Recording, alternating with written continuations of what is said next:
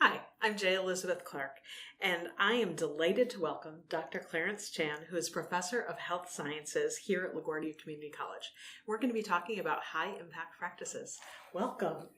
Thank you. Good morning. Good morning. Thank Liz. you for making the time. My to pleasure. chat. I appreciate you inviting me. Well, I mean, if we're going to talk about somebody who knows a lot about high-impact practices at LaGuardia, it would be you. You're very kind. Thank you. So, can you start off by telling us a little bit about your experiences with HIPS and how you got involved in this work? Sure, absolutely. Well, I would say it's by chance, but in some way it was intentional that I had the opportunity to be involved with a number of ePortfolio projects in the early years of my career here at LaGuardia. And in the early years of ePortfolio. Absolutely. So you and I and ePortfolio kind of came up together. Yeah, we kind of grew up together. Yeah, we in did. that world, yes. So we kind of stumbled into it in some way, figured things out, and along the way, of course, learning a lot of the elements that involve in what makes ePortfolio unique and also can be such a strong component of education is the fact that it integrates a lot of the elements of high impact practices. So through that, and of course we learned that in the later years where ePortfolio it's being added as the additional component to it. So I think that's kind of putting all that together, and I in some way got carried into. So you started out in your own classroom, correct? We're going to talk about the programmatic use of ePortfolio, but first you did it as a practitioner in your classroom. Yes. What did that look like? Well, in the beginning, it's in some way clunky and trying to applying it and figure things out from semester to semester. Starting out small, really just it could be a small class project. How do you utilize, even before the use of technology in some way, what we as a program, and our program is in physical therapy education, which in itself requires a lot of the elements that also representing high impact practices. Absolutely, yeah. So therefore, whether it is assignments, projects, the fact that I think the most integral part of our training is that collaborative, both between the student and also student and faculties. Yeah. So, there's a lot of hands-on work that happens between students and faculty. Yes. And so did the ePortfolio enhance that work for you first as a teacher in the classroom? I would say in the beginning, no, mainly because we just didn't know. Yeah. And quite frankly, also the technology at the time wasn't mature enough to really surface that enough or facilitate it, with relative ease. And I think as that's improving, and also, of course, our own knowledge base and have more experience with it, that we're able to start integrating that into some of those projects and activities. Okay, so it really grew over time. Oh, it has to be. We definitely look back in even in a relative short time. At every interval, we can say, "Wow, like we were just talking before. Why did we thought of that before?" Right. Yeah, we know more now. It's changed. Yeah. Or someone with a fresh pair of eyes and say, really question us and challenge it. And some of the students say, "No, it doesn't work for us, and we don't want it that way." And we go back to the drawing board. Yeah. So a lot of your work today is really thinking about ePortfolio and high impact practice on a programmatic level. So a lot of the folks that I've been interviewing are really thinking about their own classroom and their own relationship in that very small and important space. But you're really looking at a larger landscape. So can you tell us about ePortfolio and the program? Yes. After the first few years of exploring, and we did apply in various different courses and different types of coursework, we came to already aspire to it, if you will, is the fact that in order for a portfolio to be really meaningful, that we think it should be integrated throughout the entire curriculum. It shouldn't be, sitting in different pockets without connectivity, which again, the whole point of having the technology is the connectivity of it. Yeah, I love that. Yeah. So not having these isolated pockets, but instead thinking about it as kind of a canvas that students are creating all the way along. So then we begin to explore the fact that how about if we integrate the portfolio as a programmatic requirement right from the start. And for us, because student coming into our program require a certain level of candidacy applications and meeting certain competency, so that we were able to kind of build out the ePortfolio right from the start, so that each semester as students go through the curriculum, they will have various different touch points and activities throughout, leading them all the way into their clinical experience, which we find that to be extremely important because that's when they were working full time in an internship environment in a clinical setting, yet they still need to be stay connected with the program, and we don't want them to lose touch with the didactic aspect of their education. So the portfolio came in handy in that regard, along with we do bring them back in, weekly for seminars, and so at least all the other time when they're not on campus, that there's still a vehicle where they to connect them to you, to campus, and to also each to other. the idea that they're learning, right? Absolutely. Even though they're working, they're still learning, and to one another. Yes. And one element, I would say, it kind of, in some way, from semester to semester, we have varying level of success is the fact that how well students able to really culminate all of those experiences into their portfolio, and at the end we kind of made it as at least we aspire to say the programmatic requirement is that everybody will present their portfolio at the end prior to graduation as an evidence of their entry-level competencies and meeting all the requirements for graduation. So the portfolio will be a nice handy package. Other than just a list of courses and grade, now you have a living document and multimedia presentation of their experience that's sort of befitting or representative of their quality of the education, that now they are ready to enter the professional field. What did they start with in the very beginning? So at the end, they have this marvelous package of who they've become and how they're ready to move into the professional world. Yes. Where do they start?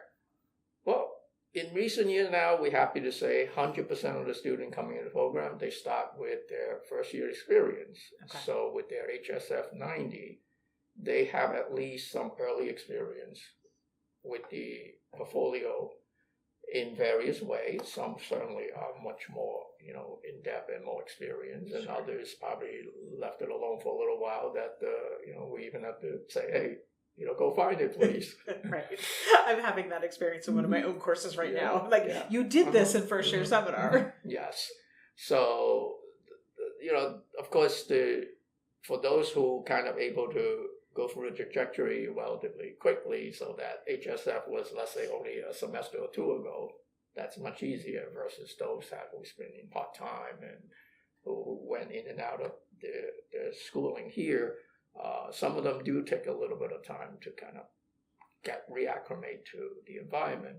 So what we did, and of course with the help of the college, and we were just talking to Tom earlier, that we now have an orientation session before they even start our program. Oh, before candidacy. Yes. Okay. Well, actually, for those who got accepted into candidacy, we have a session one in between the time they got accepted to actually starting their very first course with us in a technical phase. So that period of time, we find it is a wonderful opportunity to kind of keep them engaged and take advantage of the time, get them in early. So we have an orientation session devoted an entire afternoon with the help of the center team, and really the portfolio team has been wonderful in coordinating and supporting our student, so that by that time the entire cohort of the student coming into the technical phase already have a fairly well set up. Again, we basically just set up sort of a structure and a recommendation of what are the elements, how we can utilize, and with the hope that also helping the student understand that the why behind, ePortfolio. Yeah. What do you say to them as the why behind it? How do you tackle that? That's a big question.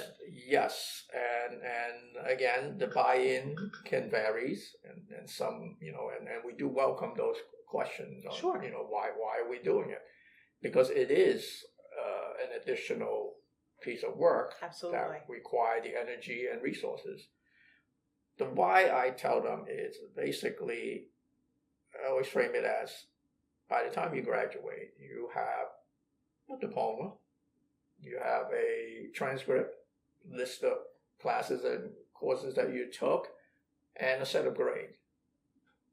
And that's really the extent of how you left this experience. The portfolio in some way is sort of the much more well-rounded, enriched, and comprehensive presentation of your educational experience on campus with us, along with the level of informations and reflections and data that they can incorporate into their portfolio that fully represent the entire experience. I love that because as you've outlined it, those pieces of information are very static, right? But the portfolio is where it really becomes a living document. Like, what does an A mean in this course or this internship or this hands-on experience? Let me show you. Yes. This is what it actually looks like. And within our structure, we also not only feature the courses and projects and things, we require that they should also share with us their extracurricular activities, their community and professional engagement, so that it represents more than just what they're doing on campus, but hopefully beyond, and also how they aspire to really become that healthcare professional that they want to be. So in that sense, it's also an identity building, as you indicate. We hope that they can look back, even well beyond graduation, to say, wow, I'm not just here to take a course and take an exam and get a grade, that I did a lot of cool stuff. Right. And incorporating what they have done outside. Well, and also that sense of identity of who they're going to be bringing into healthcare settings with their patients, right? Sure. They are thinking about how they want to interact, how they want to help their patients, how they want to be advocates for their patients. And I think all of that emerges as part of that self-reflection. And I think that is very representative of it. They start out with a mission statement. That's one of their very first writing. It's pretty. Is that mission statement after they're in candidacy? Yes. That's not from HSF? No. Okay. No. So they sort of have a sense of what they're about to do, what they think they're going to do. Yeah. And then the last 2 semesters, when they are in their full-time clinical, that's when they're doing a tremendous amount of reflection on a weekly basis. That's all written out in the portfolio. And kind of illustrating their experience now, taking in what they learned in the classroom for the past year, and now applying in a real-world setting, and really experiencing it through the life of the patients and their engagement with their clinical instructors and all the great things and not so easy stuff that they have to manage. Right, because there's a big difference between learning about it on paper and then being in the setting. And that's always a fun read for us. I bet. And just to see, we told you so, kind of thing. And, you got that, huh? That's right. That's what happened with patients sometimes. Okay. So those, I think, are valuable experience that, certainly it's important for us as educator to use that in some ways. It is a form of assessment to see what have they gotten. Right. Ultimately, at the end of the day, that's what education is about. Right? We want to share them the knowledge and the skill, but are they, retaining it? Can they now translate it into real life practices? And that's what it comes down to. Yeah. For me, the reflection is always so important because there's what I think they learned, and then there's what they tell me they've learned. Right. And that reflection piece is so important for understanding that. And I think even a step beyond that, it's like, one of my very first courses teaching medical ethics is the fact that, yes, we can teach them what is the right thing to do, what's considered ethical and legal. Right. Will they do it? It's something beyond our ability to enforce, if you will. Right. It really comes down to is we encourage them to do the right thing. Will they do the right thing? And do they really know what it means? Because there are ramifications. Of course, yeah. Even doing the right thing, as we know in this day and age, that doing the right thing is not always easy. So to be able to face those situations and still able to make critical decisions in light of all the variables. Yeah. The variables is really what comes into play in that hands-on practice. Yeah.